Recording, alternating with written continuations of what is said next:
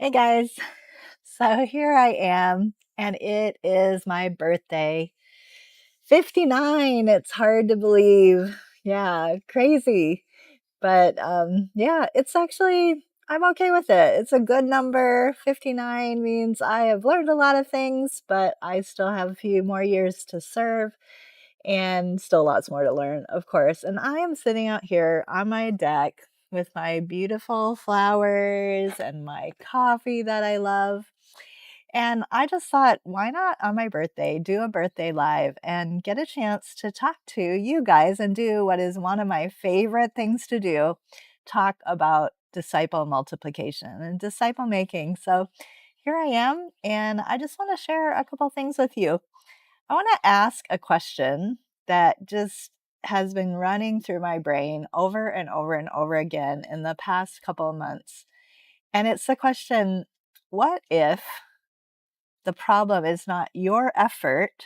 Because there's so many people who are working so hard to serve the Lord and they have great hearts. But what if the problem isn't your effort, but it's actually your starting assumptions about making disciples? What if that's really the problem that is causing us to see so much lostness and actually increasing lostness in the United States and so many unreached people groups still remaining unreached? What if the problem is our assumptions? And I've been thinking about those different assumptions over the last couple of months. I've spent 30 years or more actually um, in Nepal, in Thailand, in India, working in Africa, and now back here in the United States. And I can't get past the fact that this is the crucial thing. We have to think about our assumptions and what's kind of already been built in.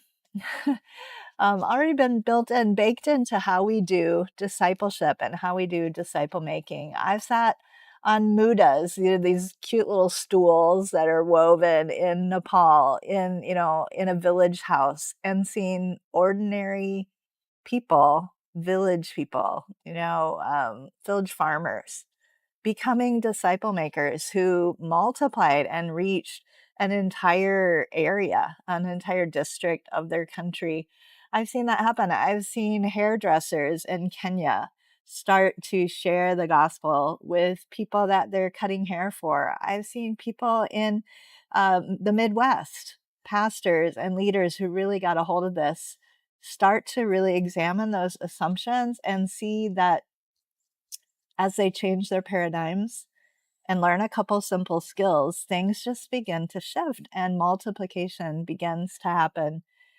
See, the big shift, and I think this is really important to define, is that it isn't doing a discipleship program for people, it's doing disciple making with people. I want to say that again. It isn't doing a discipleship program for people who are new believers or old believers to get them more discipled, right? It's doing disciple making with people. It's including them in that process and doing it in the field with them. It's 2 Timothy 2:2, where Paul says to his protege, to his mentee, the one that he was raising up, the young man that he took with him and alongside him, he says to Timothy, the things that you have heard and seen from me, I want you, young Timothy, to pass those on to faithful people who will then be able to train others also. It's that 2 Timothy 2:2 principle. It's not about a better program. It's not about hiring more staff or better professionals or even growing your missionary team for those who are on the field. It's about changing the way of thinking. It's about changing the culture to be one of passing on. We are so, no, we are so, how do I say this? Often we just have that natural tendency, excuse the pause, but we just have this natural tendency to receive, receive, receive, and to just take in, take in. We write things in our notebooks. We think they're great. And we never even think about passing them on to people. But the question that really changes everything is this question, not how do I grow my church or my disciple making group, not how do I grow it, but how do I release multiplying disciples? It's that key question that I asked recently in a blog. Don't ask, who are you discipling? Ask, who is your disciple discipling? It's that multiplication thinking that has to be there in everything we do. So today I am turning 59. Yeah, happy birthday to me. And I've been thinking, what can I do on my birthday? Oh, excuse the noise. There's these huge motorcycles that go by on the street right next to us. I hope you can't hear them, but anyway, I was saying I'm turning 59 and I've been thinking, what can I do on my birthday to really be a blessing to people and to honor the Lord on this birthday? And the only thing I could really think of was to offer a discount on our memberships. And, the reason why the memberships are so important is because being part of a learning community that is really highly committed to seeing multiplication happen, it makes a huge, huge difference in your life. And in that community, I'm also, not only do you get to be part of the community, but I'm providing these exploring further articles where I actually take a lot of time on those articles to go deeper on really important topics for multiplication. And then we have the deeper dive interviews. So taking our normal podcast interviews with really key leaders who are experts in their fields.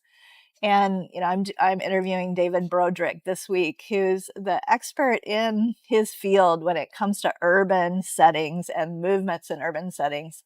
So we have this deeper dive interview, asking the questions I want answered and the questions that people who are really doing this want answered. And so those are all included in that membership. And we've made it super reasonable, but I just wanted to offer it even cheaper for people on my birthday. So that's 25% off.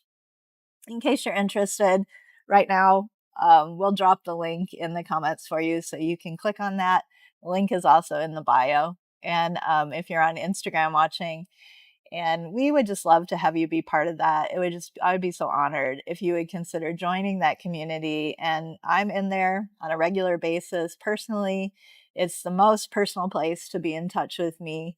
And I would just love to have you be included in that if you're able to. But as I just wrap up this birthday, and I need to get going because my husband and I are going for a hike in a beautiful place called Taylor's Falls. If you're in Minnesota, you know of it. We're going to see the waterfall and just enjoy our day. And then he's taking me out for dinner tonight for Mediterranean food, which is my absolute favorite. But I just want to close by saying, keep thinking about your assumptions. They're really, really important. And keep reading and learning and asking God, help me examine what I believe. Help me examine what I naturally assume. And help me to see your perspective better. Help me to see what your word says more clearly and to make what I naturally sort of default to more similar to what we see in the book of Acts and in the New Testament than to maybe what is sort of normally done in the church today. I think as you examine those assumptions, you're going to see much greater fruit, much greater effectiveness in your disciple making. And Lord willing, God will grace you with even a multiplication of a movement in your area. I believe that's what he wants to do all over the world and what he wants to do through you. So